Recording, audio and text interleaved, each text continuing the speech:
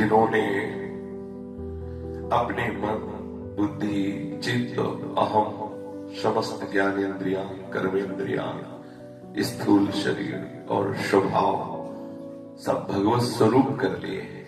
अर्थात जिनका मन भगवत स्वरूप, जिनका चित्त भगवत चिंतन में तन्मय होकर भगवदाकार, जिनकी बुद्धि भगवदाकार, जिनका अहम प्रभु के श्री चरणारविंद के दासत्व में लीन हो चुका है, ऐसे महाभागवत जन जिनकी इंद्रियों की संपूर्ण चेष्टाएं बिना प्रयास के शास्त्र के अनुकूल होती हैं, भगवत प्रसन्नता के लिए होती हैं, जिनका स्वभाव बन गया है भगवत सुमिरन करना, भगवत यश श्रवण करना, भगवत यश गान करना, ऐसे महाभागवत, ऐसे भगवत प्रेमी महात्माओं का जस सुनने से बहुत शीघ्र हृदय पवित्र हो जाता है। और इतना ही नहीं, उसके हृदय में प्रेम लक्षणा भक्ति का प्रादुर्भाव हो जाता है। वो प्रेम लक्षणा भक्ति जो सर्वतंत्र स्वतंत्र अजित भगवान को भी जीत लेती है। जिसके हृदय में प्रेम लक्षणा भक्ति का प्रादुर्भाव होता है, वो अजित भगवान को जीत लेता है, परम स्वतंत्र भगवान को सदा सदा के लिए हृदय में बंदी बना लेता है। कैसी महामहिमा में प्रेम लक्षणा भक्ति है। यदि प्रेम लक्षणा भक्ति का हृदय में प्रादुर्भाव ना हो तो सब धर्म किसी काम के नहीं रहे। आपका धर्मानुष्ठान, आपका व्रत, आपका तीर्थ याटन, आपके विविध प्रकार के इष्टापूर्त आदि जो भी आपने धर्म कर्म किए, यदि भगवत चरणारविंद में प्रीति नहीं हुई, अनुराग नहीं हुआ, भक्ति नहीं हुई तो सब व्यर्थ है। सो सब धर्म कर्म जरि जाओ, जहां नराग पद पुण्य जो आओ। श्रीमद् भागवत में एक श्लोक आता है, सावई पुंसाम परो धर्मो। बहुत सुंदर बात, ध्यान देने योग्य है। सावई पुंसाम परो धर्मो यतो भक्ति रधोक्षजे अहेतुक के प्रतिहता ये आत्मा संप्रशीलति। वही परम धर्म है जिससे प्रभु के श्री चरणारविंद की अहेतु की भक्ति हो जाए, हेतु रहित प्रेम प्रभु के चरणारविंद में हो जाए। अबाध प्रेम, अखंड प्रेम, अखंड स्मृति, ये परम धर्म। अगर आप धर्म कर्म तीर्थ याटन और विविध प्रकार की साधना कर रहे हैं और प्रभु के चरणों में भक्ति नहीं, तो उसका व्यर्थ हो गया। सर्वश्रेष्ठ आपका वही धर्म माना जाएगा जिससे प्रभु के श्री चरणारविंद में प्रेम हो जाए, रति हो जाए, भक्ति हो जाए। और भक्ति भी ऐसी जिसमें हेतु की कोई हेतु ना हो, कोई कामना ना हो, अखंड अबाध भक्ति, नित्य निरंतर भगवत स्मरण में तन्मय है। पूछा जाए उससे कि आप क्यों भगवत स्मरण कर रहे हो, तो उसके पास कोई उत्तर नहीं है। ये क्योंकि कोई चाह ही नहीं है, केवल भगवत स्मरण उसका स्वभाव बन गया है। भगवत स्मरण के बिना जी नहीं सकता। तद स्मरणे परम व्याकुलते। अगर कहीं आभास भी हो जाए कि मैं प्रभु का नाम भूल गया क्या, तो उसे ऐसा दुख होता है, ऐसे हृदय में कष्ट की अनुभूति होती है, जैसे मछली को पानी से निकालो तो तड़पने लगती है।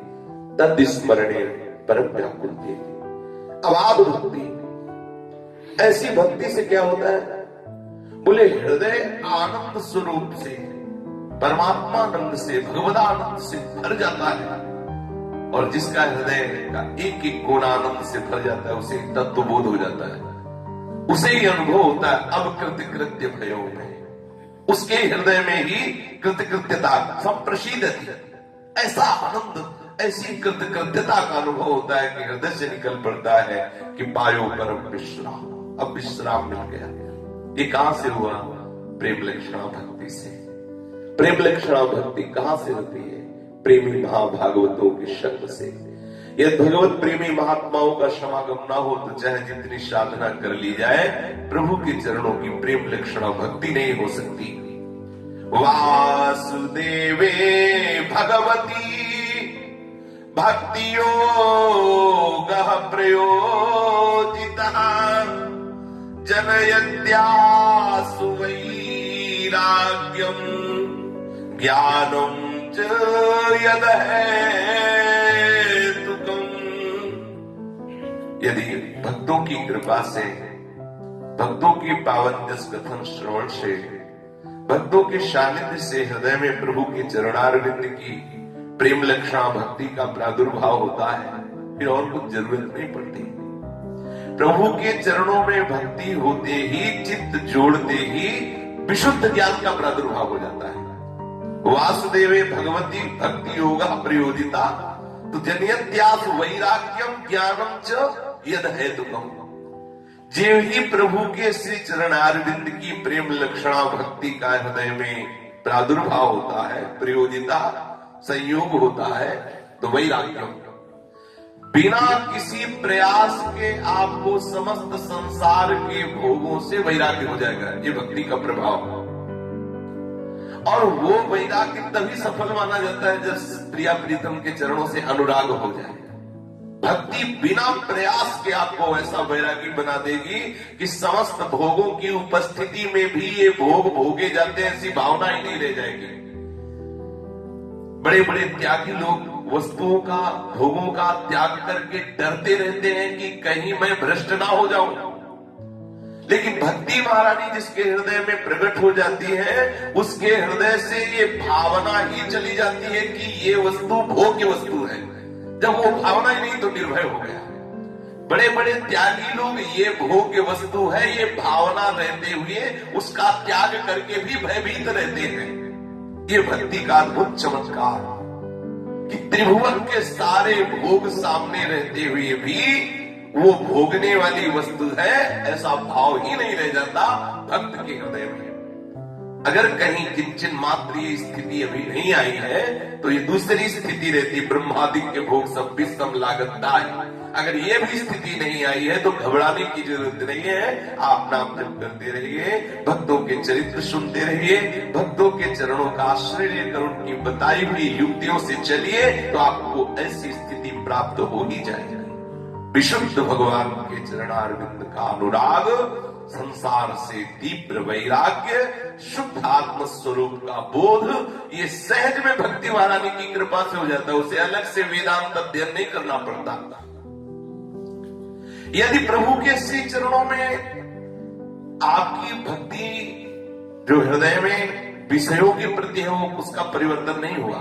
सब कोई भक्त है, काय कहो हरि भक्ति भी, कोई ऐसा नहीं जो भक्त ना हो। कोई स्त्री का भक्त है, कोई पुत्र का भक्त है, कोई भोगों का भक्त है, कोई पद प्रतिष्ठा का भक्त, सब भक्ति कर रहे हैं। लेकिन उस भक्ति का प्रवाह वास्तविक तभी प्रशंसनीय है जब प्रभु के चरणों से हो जाए। यदि आप बड़े धर्मात्मा हैं, धर्म कर्म कर रहे हैं, बड़े तीर्थयाटन आदि व्रत नियम संयम कर रहे हैं, और प्रभु के चरणों में यदि भक्ति नहीं है तो सब बेकार ही बेकार है। बोले धर्म स्वनुष्ठिता विश्वक्सेन कथा सुयः नोत्पादयेद्यदि रतिं श्रमयेव हि केवलम्, श्रमयेव हि केवलम्। बड़े बड़े आप धर्म कर रहे हैं, ठीक ठीक व्रत अनुष्ठान तीर्थयाटन आदि आदि साधन कर रहे हैं, यदि भगवान के चरणों में भक्ति नहीं हुई, प्रियालाल के चरणों में अनुराग नहीं हुआ, भक्त और भगवान की लीला कथा सुनने में आसक्ति नहीं हुई, आसक्ति जिसके बिना रहा न जाए, यदि भगवत चर्चा के बिना रहा न जाए, भक्त चर्चा सुनने के लिए हमारे हृदय में एक उत्साह हो, बहुत हृदय में, जैसे लोभी पुरुष धन कैसे प्राप्त होगा ऐसी चर्चा करता रहता है और वो से बहुत अच्छी लगती है। कामी पुरुष स्त्री की चर्चा करता रहता है।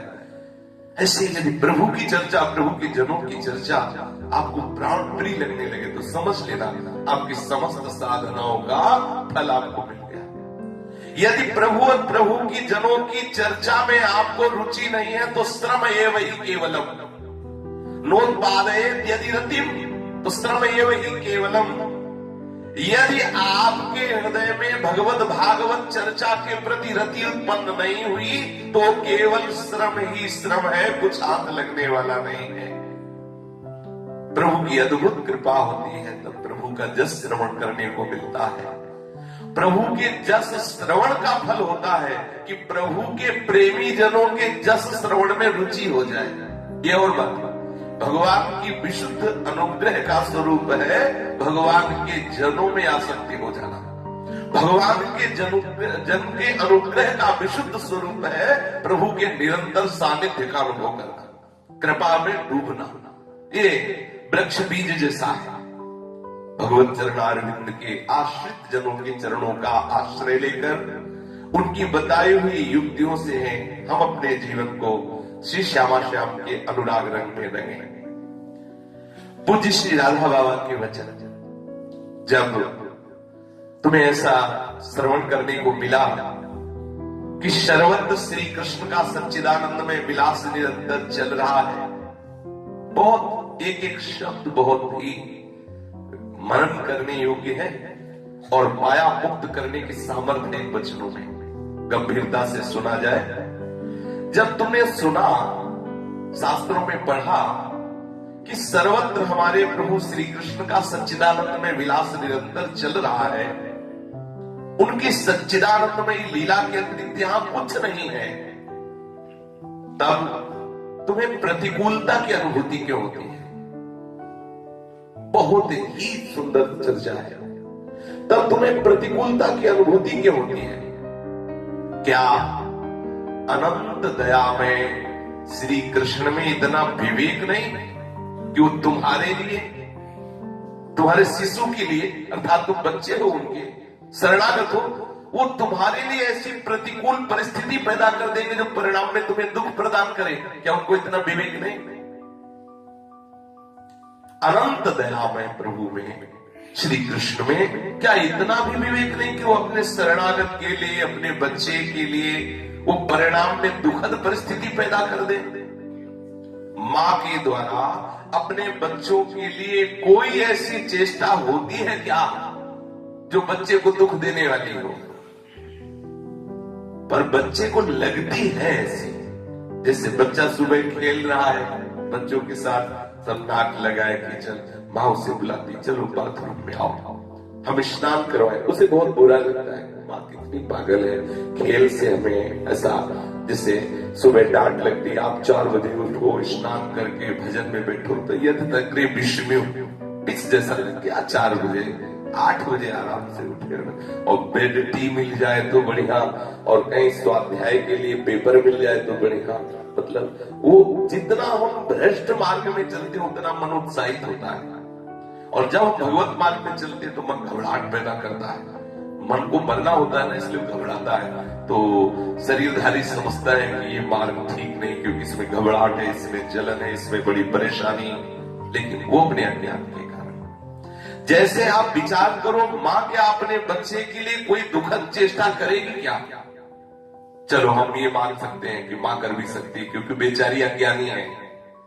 मां तो भूल कर भी सकती है क्योंकि मां का ज्ञान सीमित है, वो सर्वत्र नहीं है, वो सर्वज्ञ नहीं है, वो सर्वशक्तिमान नहीं है। लेकिन हमारे प्रभु श्री कृष्ण सर्वज्ञ है, उनसे भूल हो ही नहीं सकती, वो तुम्हारे हृदय में ही बैठे हैं और सर्वशक्तिमान है, वो सर्वत्र है, और वो अहेतुकी सौहार्द में संपूर्ण विश्व के लिए निरंतर लहराने वाला प्रेम सागर लिए हुए। क्या उनके द्वारा तुम्हारा कोई अमंगल हो सकता है? क्या उनके द्वारा कोई भूल हो सकती है? क्या उनके द्वारा कोई ऐसी गलती हो सकती है जिससे तुम्हें दुख मिले, जिससे तुम्हारा अमंगल हो? ये हम जो सोच लेते हैं ना कि ये प्रतिकूलता है, भगवान कैसे है, ये प्रतिकूल परिस्थिति क्यों दी, और हम ये बात सोचकर दुखी हो जाते हैं, सचमुच सचमुच ये केवल हमारा अज्ञान है, केवल हमारा भ्रम है। वास्तव में कोई प्रतिकूल लगने वाली परिस्थिति सचमुच में हमारे लिए अनंत अपरिसीम सुख का द्वार खोलने के लिए हमारे प्रभु ने निर्माण किया है। इस परिस्थिति का ध्यान दीजिए। वास्तव में जो कोई प्रतिकूल परिस्थिति आपको लग रही है तो आपके प्रभु ने अनंत अपरिसीम सुख का द्वार खोलने के लिए उस परिस्थिति को आपके सामने निर्मित किया है। उस परिस्थिति के जिसे आप प्रतिकूल समझ रहे हैं उसके कण कण में ही आत्यंतिक अनुकूलता समाई हुई है। आस्तिकता के अभाव के कारण ही हम उसे अनुकूलता को देख नहीं पा रहे, हमें प्रतिकूल लगता है। मंगल भवन के द्वारा किए हुए विधान में हम अमंगलता का भाव रखते हैं। परिस्थिति सृष्ट न हुई है और न अनंत काल तक सृष्ट होगी। तुम थोड़ा विवेक धारण करके परिस्थिति को मंगलमय स्वीकार कर सकते हो, विश्वास करके आनंदित हो जाते हो। अगर आप ऐसा सोचें कि ये परिस्थिति बदल जाएगी तब हम आनंदित होंगे, तो कभी ऐसा नहीं होगा। आज जो परिस्थिति है, हो सकता है इससे भी बुरी परिस्थितियां और आ जाए जो आपको फंसाती चली जाए। आज जिस परिस्थिति में आप हैं उसी परिस्थिति में विश्वास करो, वो परिस्थिति आपके लिए भगवान ने कृपा करके भेजी है, बहुत आनंद के लिए भेजी है। आप इसी परिस्थिति का सदुपयोग करते हुए भजन करो। हम सोच कर देखें, हम भयभीत क्यों हो जाते हैं? हम क्यों भयभीत करते हैं? जब सब जगह मेरा प्रीतम अनंत शक्तिशाली है, अनंत शक्तिशाली मेरा प्रीतम सब जगह है, सब कुछ जानने वाला है, हमारे प्रति अनंत सौहार्द में नित्य निरंतर मेरे समीप है, फिर मैं क्यों किसी प्राणी से भयभीत हूं? क्यों किसी पदार्थ से भयभीत हूं? फिर क्यों किसी प्रतिकूल परिस्थिति से भयभीत हूं? खूब गहराई से सोचिए। भय एक झूठ मूठ अनादिकाल से कल्पित केवल मन की कल्पना है जो तुम्हें भयभीत करती है। हम मामूली से मामूली बात में भय करने लगते हैं। न जाने कितने प्रकार के हमें भय घेरे हुए हैं। क्यों नहीं हम प्रत्येक प्रतिकूल लगने वाली परिस्थिति में अपनी आंख अपने प्राण प्रीतम प्रभु की ओर कर लें, निरंतर सोचते रहें इस परिस्थिति के रूप में मेरे प्रभु आए हैं, मेरा मंगल विधान करने के लिए आए हैं। वो प्रभु मेरे समीप है। बोलो, मेरे प्रभु सर्वशक्तिमान है, मेरे प्रभु सब कुछ जानते हैं और मेरे प्रभु मेरे से अनंत अपरिसीम प्यार करते हैं। फिर भय को तुम प्रभु की पूजा के लिए प्रभु के चरणों में समर्पित करके निर्भय हो जाओ। क्यों भयभीत हो रहे हो? प्रभु तुम्हारे समीप है, प्रभु तुम्हारी बात जानते हैं, प्रभु तुम्हें बहुत प्यार करते हैं, फिर तुम भय क्यों कर रहे हो? इस भय को प्रभु के चरणों में समर्पित कर दो। हम सब स्थितियों में सोचने लग जाए कि जैसी हमारी प्रभु की इच्छा होगी वैसा ही होगा, प्रभु की इच्छा से सबका मंगल होगा। हमें उल्टा डर क्यों लगे? जैसी हमारी प्रभु की इच्छा होगी वही होगी, और जो प्रभु की इच्छा उसे कोई टाल सकता नहीं। प्रभु आज्ञा अपेल श्रुति गाई, जो प्रभु की इच्छा होगी वो निश्चित वेद ऐसा कहते वही होगा, किसी की ताकत नहीं कि उसे बदल सके। प्रभु की इच्छा मंगल भवन है, मंगल विधान ही होगा, अमंगल हो नहीं सकता। थोड़ी देर के लिए अमंगल दिखाई दे सकता है लेकिन होगा बड़ा मंगल। डरते क्यों हो? क्यों भयभीत रहते हो? प्रभु के शरणागत होकर सच मानिए, भय की संपूर्ण स्थितियां बदलने लगेगी। हमारा मन सच्चिदानंद में आनंद से भरने लगेगा यदि हम इस बात को समझ जाएंगे। थोड़ी थोड़ी बात में क्रोध करने लगते हैं आप जीते इस क्रोध को। मनुष्य जीवन क्रोध करने के लिए नहीं, क्रोध पर विजय पाने के लिए मिला है। हमारा रोष निकलेगा बच्चों पर, नौकरों पर, या हमें जिनको पता है कि ये हमारी हानि नहीं कर सकते उन पे। अगर पता है कि मैं गुस्सा होकर बोलूं सीधे थप्पड़ गाल में आएगा, फिर गुस्सा ले आएगा, फिर थोड़ा बच के बोलेगा, भागेगा कि कहीं पीट ला। और जहां है कि कोई हमारा बिगाड़ेगा नहीं, फिर क्रोध और उफान में आ जाता है।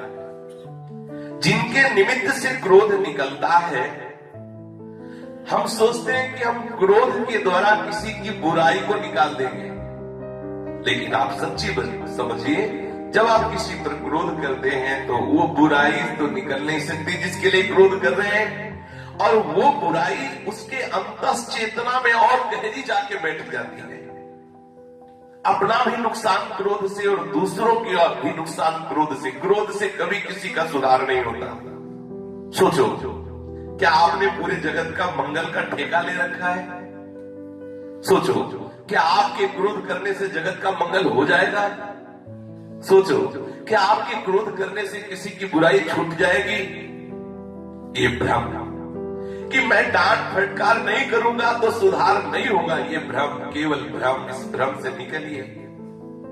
आपके प्यार में इतनी बड़ी ताकत है कि आप सबका मंगल कर सकते हैं। ध्यान दीजिए, क्रोध में इतनी ताकत नहीं कि आप विश्व का मंगल कर सके। आज तक क्रोध से किसी ने विश्व का मंगल नहीं किया, विनाश किया है। कहीं सुधार क्रोध से नहीं हुआ है, कहीं किसी की बुराई क्रोध से नहीं मिटी है। भ्रम है कि हम डांट डपट कर, क्रोध करके दूसरे को निर्दोष कर सकते हैं, कभी नहीं। प्यार भरे शासन से सबका सुधार गुजरता है। तुम्हारे में क्रोध की गंध ना हो, प्यार ही प्यार हो, जिसको चाहोगे उसको परिवर्तित कर लोगे। हम जान नहीं पाते उन अवसरों पर जब हम क्रोध करते हैं तो सामने वाले के सुधार होने की जगह हमारी ही नींव गड़बड़ा जाती है, विश्वास की, हमारी ही नींव भागवतिकता की, आस्तिकता की गड़बड़ा जाती है। हम समझते हैं सामने वाले का हम सुधार कर रहे हैं क्रोध करके। इस क्रोध रूपी दोष से पूर्ण रूप से जितनी जल्दी हो सके निकलो निकलो। ये बड़ा भयंकर शाप है, इससे बचो, नहीं तो आपके उपासना का जो प्रसाद है उसकी नींव भी ढहा देगा ये क्रोध। अर्थात आप परमार्थ के पथिक नहीं रह जाएंगे। क्रोध की गंध भी इस उपासना में नहीं, भगवत प्रेम उपासना में क्रोध की गंध भी नहीं। क्रोध की गंध होगी तो इस महल में दीवार डाल देगी। सावधानी पूर्वक एक व्रत लो कि हमें कभी किसी पर गुस्सा नहीं करना, नियम ये हम कभी क्रोध नहीं करेंगे। बहुत पढ़े लिखे होने के कारण आजकल लोग संतों की बात पर विश्वास नहीं करते, क्यों में लगाते रहते। बात तो तभी बनेगी जब तक आपके हृदय में श्रद्धा विश्वास न होगा तो बात नहीं बनेगी। बात बनेगी श्रद्धा विश्वास से। भवानी शंकरो वंदे श्रद्धा विश्वास रूपिणो याभ्याम बिना न पश्यन्ति सिद्धा स्वांता। देखो सब जगह भगवान है। हम एक माटी की मूर्ति में श्रद्धा कर सकते हैं, हम एक धातु की मूर्ति में श्रद्धा कर सकते हैं, तो इन चैतन्य मूर्तियों में भगवान है। अगर यहाँ श्रद्धा कर ले तो देर न लगे, जीवन मुक्त हो जाए। पर यही तो माया का भ्रम है कि हम एक धातु में तो श्रद्धा कर सकते हैं, लेकिन चैतन्य चलते फिरते आत्मदेव में हम श्रद्धा नहीं कर पाते हैं। अगर आत्मदेव में श्रद्धा हो जाए तो जीवन मुक्त, विदेह मुक्त हो, परमानंद स्वरूप स्वयं हो जाए, पक्का समझ लो। कल का प्रसंग याद होगा, पूज्य श्री राधा बाबा के वचन कि यदि आपने समस्त शरीरों में विराजमान आत्मदेव भगवान का सम्मान नहीं किया तो आपके घर में रखा हुआ चित्र किसी चित्रकार की कल्पना है, और आप उस कल्पना की पूजा कर रहे हैं भगवान की नहीं। ऐसा उन्होंने कहा, मैं इसका निषेध नहीं कर रहा, लेकिन यदि आप बाहर राग द्वेष कर रहे हैं, बाहर भगवत भावना नहीं कर रहे हैं, तो वो कच्ची उपासना, सच्ची उपासना नहीं। सच्ची उपासना है इन सब मंदिरों में मेरा ही प्रीतम विराज। कोई भी संप्रदाय का कहीं भी हो, सबको यही अनुभूति होती है। आचार्य चरण कह रहे हैं, जो क्रूर है, दुष्ट है, पापी है, वो भी साक्षात राधा वल्लभ लाल ही है, ऐसी मेरी दृढ़मति है।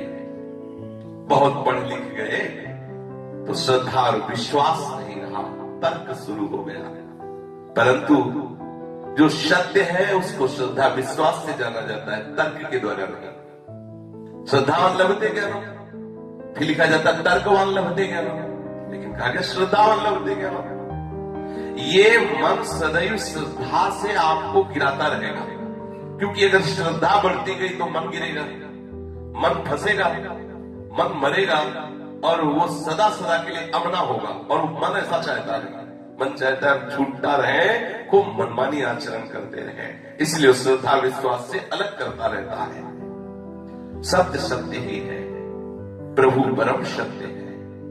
उनका अनंत अपरिसीम आनंद में चिद विलास अनादिकाल से चल रहा है, अनंत काल तक चलता रहेगा। इस चिद विलास में प्रत्येक विश्व का प्राणी जाने अनजाने में सम्मिलित है, समुद्र की लहर की तरह बन बनकर उठता है और उसी में मिट जाता है। तुम आज भी अब भी किसी क्षण भगवान की गोद में विराजमान हो। विराट स्वरूप भगवान के हम सब उदर में ही तो है, उसकी गोद में हो, उसके अंक में हो। जितनी भी चेष्टा हो रही है सब तुम्हारी भगवान के ही उदर में हो रही, भगवान की गोद में हो रही। जरा विचार करो, जब कोई गर्भ में मां के बच्चा होता है, 5वें 6ठे महीने में शास्त्र कहता है कि गर्भस्थ शिशु में हलचल पैदा हो जाती है, पैर मारना, हाथ मारना, ऐसा शुरू हो जाता है। मां को बुरा लगता है कि अच्छा लगता है? जब बच्चे की हलचल होती है तो मां को आनंद होता है, मेरा बच्चा, उसको सुख मिलता है। ऐसे हम जितनी भी चेष्टा कर रहे हैं, अनंत माताओं जैसा वात्सल्य प्रभु की गोद में कर रहे हैं। हमारी हर चेष्टा वैसे ही सुखद है जैसे वो गर्भस्थ शिशु लात मारता है ना माँ की उदर में, तो माँ को अच्छा लगता है। बच्चे का हलचलन देख करके उसे हर्ष होता है, उसे आनंद होता है, उसका हिलना डुलना चाहे जैसे हो, माँ को आनंद का संचार करता है। बिल्कुल विश्वास कर लो, जैसी भी परिस्थिति में हो तुम गर्भस्थ शिशु की तरह हो, भगवान तुम्हें बहुत प्यार करते हैं। प्रत्येक प्राणी भगवान के गर्भ में वास कर रहा है। प्रभु के संकल्प से तुम्हारी सारी चेष्टाएं हैं। उस प्राणी के अनजाने में भी भगवान कितना उसे प्यार कर रहे, कितना प्रेम प्रवाह में उसे बहा रहे हो, समझ नहीं पा रहा है। अनंत काल तक उनका प्यार प्रवाहित करता ही रहेगा। सोचो, जो भगवान को गाली देते हैं, जो शास्त्रों का विरोध करते हैं, उनको भी भूमि में रहने को मिल रहा है, उनको भी ऑक्सीजन मिल रहा है, जल मिल रहा है, भोजन मिल रहा है और भी सब सुविधाएं। देखो, भगवान जो सब सृष्टि में प्राणियों को देते हैं वो उनको भी देते हैं, जो घोर दुराचारी, साधु द्रोही, शास्त्र द्रोही, धर्म विरुद्ध आचरण करने वाले, उनको भी। उनके प्यार को देखो, उनके प्यार को देखो। कोई बहुत बड़ा शासक हो और जिसकी बहुत शक्तियां हो और उसका कोई विरोध, उसकी कोई गाली दे दे, कोई ऐसा अपमान कर दे तो उसकी शक्तियां उसे नष्ट कर देंगे। लेकिन आप विचार करके देखो, अंतर्यामी अनंत शक्तियां भगवान की हैं, वो हमको गाली देते हैं, हम उनका विरोध करते हैं, उनके नाना प्रकार के धर्म विरुद्ध आचरण करते, लेकिन उनका दुलार, ये वायु उन्हीं की शक्ति है। ये वायु जो है ये दैवी शक्ति है, एक देवता है। वायु हमारी घ्राणेंद्रिय से आना जाना बंद कर दे, अभी मर जाओगे। अगर पेट में कुछ भी पचाता है तो जठराग्नि पचाती है। अग्नि एक देवता है और वो एक भगवान का सेवक है, वो तुम्हारी जठराग्नि में कैसा कोई भी ऐसी चेष्टा बताओ जो भगवान की दैवी शक्तियों से अलग तुम्हारे में हो रही और तुम भगवान का विरोध करते हो। शास्त्र का कहाँ है भगवान, कौन भगवान? लेकिन वैसे ही प्यार, जरा उनके प्यार को देखिए। उनकी ऐसी ऐसी शक्तियां तुम्हें एक सेकंड में मिट्टी में मिला देंगी, ऐसी ऐसी शक्तियां हैं और उन्हीं से तुम हो। ये नेत्र तभी देख सकते हैं, इस नेत्रेंद्रिय में पावर तभी होगा जब भगवान की शक्ति से दिखवाएंगे। अगर नेत्रेंद्रिय के अधिष्ठात्र देवता अपनी सामर्थ्य समेट ले तो नेत्रेंद्रिय होते हुए भी दिखाई नहीं देगा, श्रवणेंद्रिय होते हुए भी सुनाई नहीं देगा, वाकेंद्रिय होते हुए भी बोल नहीं पाएगा। देखो उनकी कृपा को देखो, उनका कितना कृपा का प्रवाह आपके ऊपर है। जिस क्षण किसी भी प्राणी ने एक बार, बहुत ध्यान देने योग्य, बहुत ध्यान देने योग्य, बहुत ध्यान देने योग्य बात है, मतलब इस बात पर ध्यान दीजिए। जिस क्षण किसी भी प्राणी ने एक बार भी किसी भी निमित्त से झूठ मूठ ये कह दिया, हे श्री कृष्ण मैं आपका हूं, उसी क्षण से सचमुच सचमुच अनादि अनंतकालीन जीवन भूमिका की एक नई रूपरेखा निर्मित हो गई। झूठ मूठ कह दिया कि प्रभु मैं आपका हूं। किसी भी तरह से, किसी भी परिस्थिति से बचने के लिए उसने झूठ भी कह दिया, हे श्री कृष्ण मैं आपका हूं, आपके सिवा मुझे कोई नहीं बचा सकता। निश्चित समझो, अनादि अनंतकालीन जीवन भूमिका की एक नवीन रेखा का निर्माण हो गया। अब वहीं से उसका परम मंगल विधान प्रारंभ हो जाएगा, यदि उसने श्रद्धा से नहीं, विश्वास से नहीं, झूठ मूठ कह दिया है कि हे श्री कृष्ण मैं आपका हूं। आगे चलकर वो अवश्य अवश्य उस प्राणी की भांति भगवान के चिद विलास के रहस्य का ज्ञाता बन जाएगा, अर्थात पूर्ण ज्ञानी हो जाएगा। भगवान के हृदय में जो जितना भी सच्चिदानंद ज्ञान हो सब उसके हृदय में आ जाएगा। जो भगवान के अंग में नित्य विराजित रहकर भगवान के विलास का नित्य निरंतर अनुभव करता हुआ परमानंद में निमग्न रहता है, ऐसे ही महापुरुष की स्थिति एक न एक दिन उसको प्राप्त हो जाएगी, जिसने झूठ भी बोल दिया कि हे श्री कृष्ण मैं आपका हूं। बहुत जोर की बात, बहुत जोर की बात है। फिर सुनो, भगवान से एक बार जुड़ना जीवन का सारा इतिहास बदल जाना है। श्री कृष्ण को एक बार बोलना कि प्यारे मैं आपका हूं, जीवन के इतिहास का बदल जाना है। सचमुच सचमुच परम सत्य, परम मंगल, परम शुभ, परम सगुण जिसने ये कि हे श्री कृष्ण मैं आपका हूं, हे प्रभु मैं आपका हूं। अनुकूलता में हर्ष होता है, पर ये हर्ष एक विकार है, ये आनंद नहीं है। हर्ष से बचो, ये आनंद से भिन्न वस्तु है। हर्ष में मत डूबो, नहीं तो शोक आ जाएगा। आनंद में डूबो। आनंद भगवान का स्वरूप है। प्रभु के नाम जप से, प्रभु के कीर्तन से, प्रभु की कथा वार्ता से, प्रभु की सेवा से, प्रभु संबंध से जो सुख मिलता है उसे आनंद कहते हैं। और जो भोगों के संबंध से, संसार के विषयों के संबंध से एक आनंद की अनुभूति होती है उसे हर्ष कहते हैं, जो सुख प्रदान करने वाली है। आनंद साक्षात भगवान का स्वरूप है। मन बुद्धि रूपी दर्पण पर जब आनंद का स्वरूप बढ़ता है तो मन बुद्धि आनंद स्वरूप भगवत स्वरूप हो जाते हैं। जब तक मन बुद्धि आत्यंतिक विलय प्रभु में नहीं कर जाते तब तक हमें किसी भी हर्ष में नहीं फंसना है, अर्थात किसी भी भोग जनित सुख में आनंदित नहीं होना है। भावना दृढ़ कर लो, हमें हर्षित नहीं, हमें आनंदित होना है। ब्रह्मभूता प्रसन्ना, ऐसा ये वरदान बन जाएगा। अल्प भोगों के सुख में सुखी होना, ये हर्षित होना है। भगवत नाम जप के आनंदित होना, भगवत कथा सुन के आनंदित होना, भगवत सेवा, भगवत संबंध से जो एक आनंद होता है वो भगवत आनंद है। जो विषय जनित हर्ष होता है, इससे तो जो कह रहे हैं कि यदि आप बहुत ऊंचाई पर चढ़ना चाहते हो परमार्थ की, तो लौकिक वस्तु, व्यक्ति, स्थान, परिस्थिति, पद आदि की प्राप्ति में आप हर्षित मत होना। कोई भी पद मिल रहा है, कोई भी वस्त्र मिल रहा है, कोई भी भोजन मिल रहा है, कोई भी परिस्थिति अनुकूल आ रही, आपको हर्षित नहीं होना। क्योंकि लौकिक संयोग से जो हर्ष प्राप्त होता है वो शोकित जरूर तुम्हें करेगा। प्रभु के संबंध से जो आनंद प्राप्त होता है वो भगवत स्वरूप